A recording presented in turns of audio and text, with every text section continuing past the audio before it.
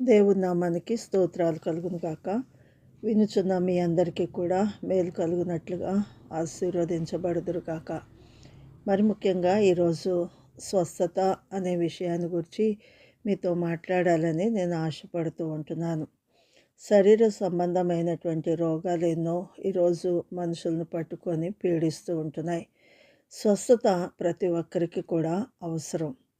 అది సేవకులకైనా, విశ్వాసులకైనా, లోకస్తులకైనా స్వస్థత అనేటటువంటిది చాలా అవసరమని ప్రభు పేరిట మనవి చేస్తూ ఉంటున్నాను. ఎక్కడుంది స్వస్థత అనే ఆలోచన మనం చేసినట్లయితే మలాకి గ్రంథము 4వ అధ్యాయము 2వ వచనంలో చూస్తే, అయితే నా నామమందు భయభక్తులు గలవారగు మీకు నీతి సూర్యుడు ఉదయించును, అతని రెక్కల క్రింద ఆరోగ్యము కలుగచేయును కనుక మీరు బయలుదేరి క్రొవ్విన దూడలు గంతులు వేయినట్లు గంతులు వేయుదురు అని దేవుని యొక్క మాట సెలవిస్తూ ఉంటున్నది. ఆయన రెక్కల క్రింద ఆరోగ్యం ఉందని చెప్తూ ఉంటున్నాడు. ఎవరైతే దేవుని రెక్కల నీడకు వస్తారో ఎలాంటి రోగమైనా వారు స్వస్థపరచబడతారని ప్రభు పేరిట మనవి చేస్తూ ఉంటున్నాను. ఇంకా దేవుని యొక్క మాటలు మనం గ్రహించగలిగినట్లయితే నిర్గమకాండము 15వ అధ్యాయము 26వ వచనంలో, మీ దేవుడైన యెహోవా వాక్కును శ్రద్ధగా విని ఆయన దృష్టికి న్యాయమైనది చేసి ఆయన ఆజ్ఞలకు విధేయులై ఆయన కట్టడలన్నిటినీ అనుసరించి నడిచిన ఎడల నేను ఐగుప్తీయులకు కలుగచేసిన రోగములలో ఏదియు మీకు రానియను, నిన్ను స్వస్థపరచు యెహోవాను నేనే అని దేవుడు తెలియచేస్తూ ఉంటున్నాడు. అయితే ఇంకా మనము ఆయన మాటలను అర్థం చేసుకోగలిగినట్లయితే యెషయా గ్రంథము 53వ అధ్యాయము 5వ వచనంలో, మన అతిక్రమ క్రియలను బట్టి ఆయన గాయపరచబడెను, మన దోషములను బట్టి నలుగగొట్టబడెను, మన సమాధానార్థమైన శిక్ష అతని మీద పడెను, అతడు పొందిన దెబ్బల చేత మనకు స్వస్థత కలుగుచున్నది అని దేవుని యొక్క లేఖనము పరిశీలన చేసినట్లయితే అర్థం చేసుకోగలము. ఇంకా మనము హోషేయ 6వ అధ్యాయము 1వ వచనం చూసినట్లయితే, మనము యెహోవా యొద్దకు మరలుదము రండి, ఆయన మనలను చీల్చివేసెను, ఆయనే మనలను స్వస్థపరచును, ఆయన మనలను కొట్టెను, ఆయనే మనలను బాగు చేయును అనేటటువంటి విషయాలను మనం గమనించవలసినటువంటి వారమై ఉంటున్నాం. ద్వితీయోపదేశ కాండము 7వ అధ్యాయము 15వ వచనాన్ని చూసినట్లయితే, యెహోవా నీ యొద్ద నుండి సర్వ రోగములను తొలగించి నీవెరిగి ఉన్న ఐగుప్తులోని కఠినమైన క్షయవ్యాధులన్నిటినీ నీకు దూరపరచును అనేటటువంటి మాటను కూడా మనము గమనించగలిగినటువంటి వారముగా ఉండాలని దేవుడు కోరుకుంటూ ఉంటున్నాడు. ఇర్మియా గ్రంథము 33వ అధ్యాయము 6వ వచనాన్ని చూసినట్లయితే, నేను దానికి ఆరోగ్యమును స్వస్థతను మరలా రప్పించుచున్నాను, వానికి స్వస్థపరచుచున్నాను, వారికి సత్య సమాధానములను సమృద్ధిగా బయలుపరచెదను అనే విషయాన్ని కూడా మనం జ్ఞాపకం చేసుకోవాల్సినటువంటి వారమై ఉంటున్నాం. కీర్తనకారుడు 107వ అధ్యాయము 20వ వచనంలో, ఆయన తన వాక్కును పంపి వారిని బాగు చేసెను, ఆయన వారు పడి ఉన్న గుంటల్లో నుండి వారిని విడిపించెను అనేటటువంటి విషయాన్ని కూడా మనం గమనించవలసినటువంటి వారమై ఉంటున్నాం. ఇంకా కీర్తనల గ్రంథం 91వ అధ్యాయం 10వ వచనంలో, నీకు అపాయమేమీ రాదు, ఏ తెగులును నీ గుడారమును సమీపించదు అని తెలియచేస్తూ ఉంటున్నాడు. ఇంకా 105వ దావీదు కీర్తన 37వ వచనాన్ని మనం చూసినట్లయితే, వారి గోత్రములలో నిస్సత్తువ చేత తొట్టిల్లు వాడొక్కడైనను లేకపోయెను. ఇంకా దేవుని యొక్క మాటలు మనం గమనించినట్లయితే కీర్తనలు 41వ అధ్యాయము 3వ వచనం చూస్తే, రోగశయ్య మీద యెహోవా వానిని ఆదరించును, రోగము కలుగగా నీవే వారిని స్వస్థపరచుదువు అని. దేవుణ్ణి ఆశ్రయించినటువంటి వారికి ఎంత మాత్రం కూడా ఎప్పుడు దేవుడు విడిచిపెట్టడు అనేటటువంటి విషయాన్ని మనము గమనించవలసినటువంటి వారమై ఉంటున్నాం. ఇర్మియా 30వ అధ్యాయము 17వ వచనం చూస్తే, వారు ఎవరును లక్ష్య పెట్టని సియోననియు వెలివేయబడినదనియు నీకు పేరు పెట్టుచున్నాను. అయితే నేను నీకు ఆరోగ్యము కలుగచేసేదను, నీ గాయములను మాన్పెదను. ఇదే యెహోవా వాక్కు అని తెలియచేయబడుతూ ఉంటున్నది. చాలాసార్లు మనం దేవుని నమ్మలేకుండా పోతూ ఉంటాం. నమ్మితే గొప్ప కార్యాలు చూస్తాం. నమ్ముట నీ వలనైతే నమ్మువానికి సమస్తము కూడా సాధ్యమని దేవుని యొక్క లేఖనము తెలియచేస్తుంటుంది. ప్రభువుకి యెహోవాయే నాకు బలము, ఆయన నా కాళ్ళను లేడి కాళ్ళ వలె చేయును, ఉన్నత స్థలముల మీద ఆయన నన్ను నడువ చేయునని హబక్కూకు 3వ అధ్యాయము 19వ వచనంలో తెలియచేయబడుతూ ఉంటుంది. యెహోవా తన ప్రజలకు బలం అనుగ్రహించును. యెహోవా తన ప్రజలకు సమాధానము కలుగచేసి వారిని ఆశీర్వదించునని కీర్తనలు 29వ అధ్యాయము 11వ వచనంలో తెలియచేయబడుతూ ఉంటుంది. 103వ దావీదు కీర్తన 3-5 వరకు చూసినట్లయితే, ఆయన నీ దోషములన్నిటినీ క్షమించువాడు, నీ సంకటములన్నిటినీ కుదుర్చువాడు, సమాధిలో నుండి నీ ప్రాణమును విమోచించుచున్నాడు, కరుణా కటాక్షములను నీకు కిరీటముగా ఉంచుచున్నాడు. పక్షిరాజు యవ్వనం వలె నీ యవ్వనము క్రొత్తదగుచుండునట్లు మేలుతో నీ హృదయమును తృప్తిపరచుచున్నాడు అనేటటువంటి విషయాన్ని కూడా మనము గ్రహించవలసినటువంటి వారమై ఉంటున్నాం.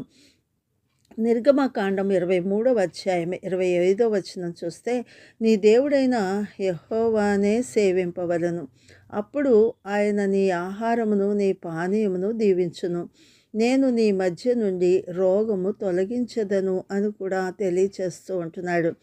ఇంకా సొమ్మసిల్లిన వారికి బలమిచ్చువాడు ఆయనే, శక్తిహీనులకు బలాభివృద్ధి కలుగచేయవాడు కూడా ఆయనే అని యెషయా గ్రంథము 40వ అధ్యాయము 29వ వచనంలో కూడా తెలియచేయబడుతుంది.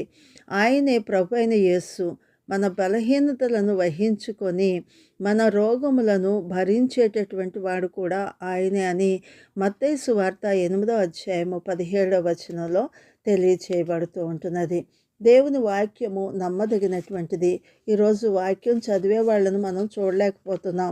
వాక్యం చదువుతుంటే, దేవునితో మనం సహవాసం చేస్తుంటే మన ప్రతి సమస్యకు కూడా పరిష్కారము దేవుని యొక్క వాక్యం నుంచి మనకు దొరుకుతుందని ప్రభు పేరిట మనవి చేస్తూ ఉంటున్నాను.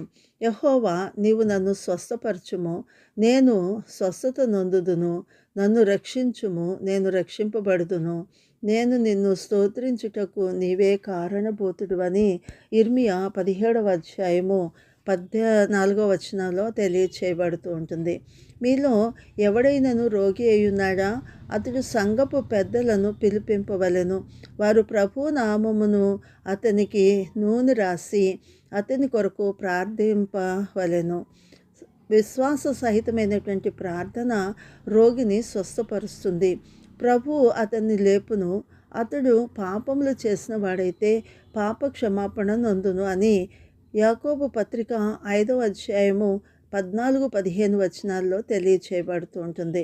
మనము పాపముల విషయమై చనిపోయి నీతి విషయమై జీవించినట్లు ఆయన తానే తన శరీరమందు మన పాపములను మ్రాను మీద మోసుకొనెను. ఆయన పొందిన గాయముల చేత మీకు స్వస్థత నొందుతారు అనే విషయాన్ని కూడా 1 పేతురు 2వ అధ్యాయము 24వ వచనంలో తెలియచేయబడుతూ ఉంటున్నది.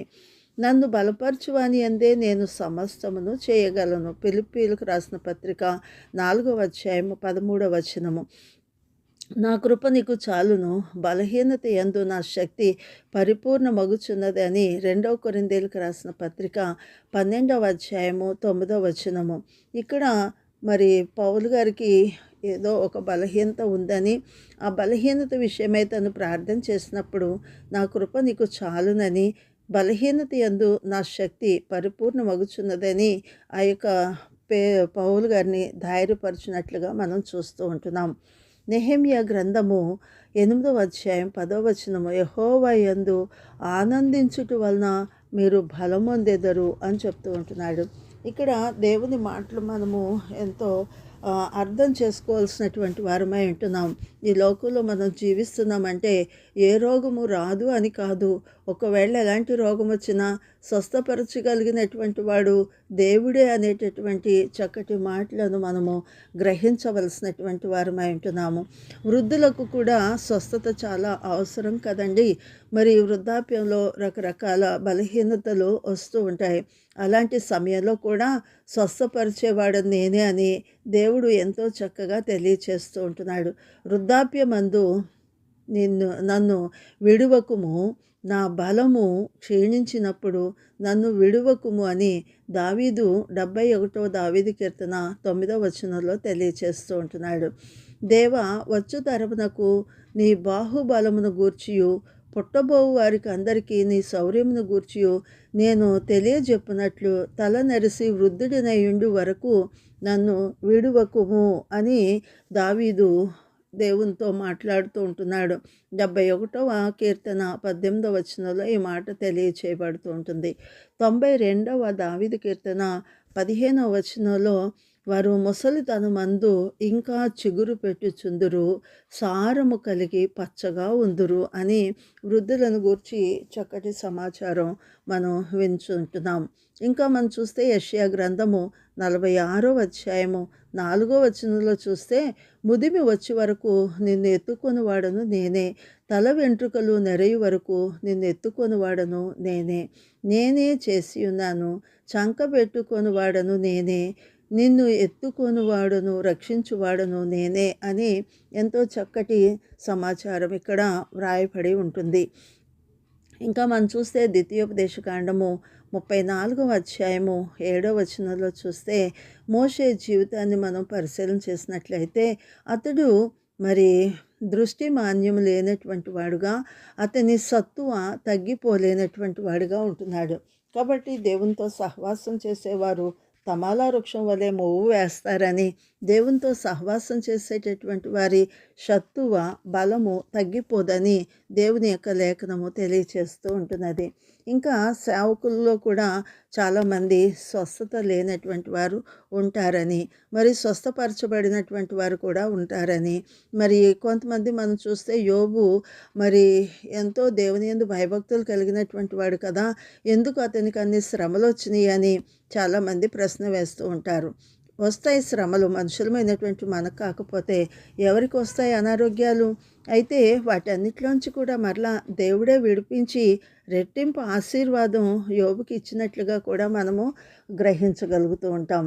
కాబట్టి శోధన వచ్చినప్పుడు కృంగిపోకూడదు, సంతోషం వచ్చినప్పుడు పొంగిపోకూడదని యోబు జీవితాన్ని బట్టి మనం ఎన్నో పాఠాలు నేర్చుకోవలసినటువంటి వారమై ఉంటున్నాము.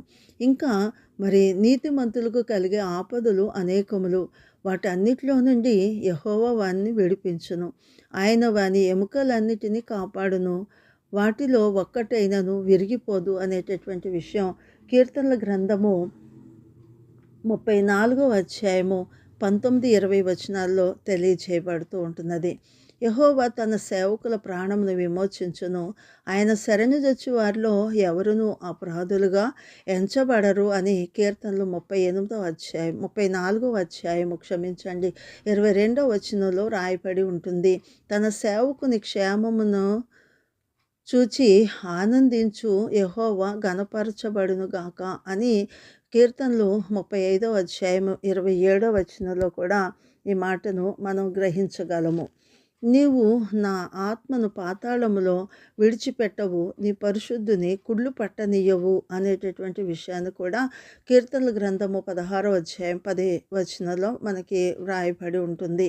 ఇంకా మనం చూసినట్లయితే యెహోవా తన ప్రజలకు న్యాయము తీర్చును, తన సేవకులను బట్టి ఆయన సంతాపమునందును అని 135వ దావీదు కీర్తన 14వ వచనంలో కూడా వ్రాయబడుతూ ఉంటుందని ప్రభు పేరిట మనవి చేస్తూ ఉంటున్నాను. స్వస్థత ప్రతి ఒక్కరికి కూడా అవసరము. దేవుని మీద ఆధారపడినటువంటి వారిని ఆయన ఎన్నడూ కూడా విడిచిపెట్టడు. నిన్ను స్వస్థపరచు యెహోవాను నేనే అని వచ్చినప్పుడు ఏదైనా రోగం వస్తుంది, సమస్య వస్తుంది, మరి దేవుని పిల్లలకు రావు అని నేను చెప్పట్లేదు, కానీ వారి ఆపదలన్నిటిలోంచి కూడా ఆయనే విడిపించి తప్పించి రక్షించగలిగిన సమర్థుడు అనేటటువంటి విషయాన్ని కూడా ప్రభు పేరిట మనం తెలుసుకోవాల్సినటువంటి వారమై ఉంటున్నాం. కష్టాల్లో కృంగిపోకూడదు, సంతోషాల్లో పొంగిపోకూడదు. కాబట్టి కష్టమైన, సుఖమైన, మరి వ్యాధైనా, బాధైనా, ఏదైనా యోబు జీవితాన్ని చూసినప్పుడు మనము నిజంగా చిన్న నోటి మాట ద్వారైనా యోబు దేవుణ్ణి దూషించలేదని, మరి ఆ యొక్క సమస్యల్లో కూడా తను ఎంతో ఓర్పు, సహనం కలిగి దేవుని సహాయాన్ని అర్థించి మరి రెట్టింపు ఆశీర్వాదాన్ని పొందుకున్నట్లుగా మనం చూస్తూ ఉంటున్నాం. కాబట్టి మన జీవితాల్లో కూడా శ్రమలొచ్చినప్పుడు, శోధనలొచ్చినప్పుడు కృంగిపోకుండా దేవుని మీద ఆనుకొని పూర్ణ శాంతి గలవారుగా ఉండాలని ప్రభు పేరిట మనవి చేస్తూ ఉంటున్నాను. Praise the lord. మీ అందరికీ వందనాలు.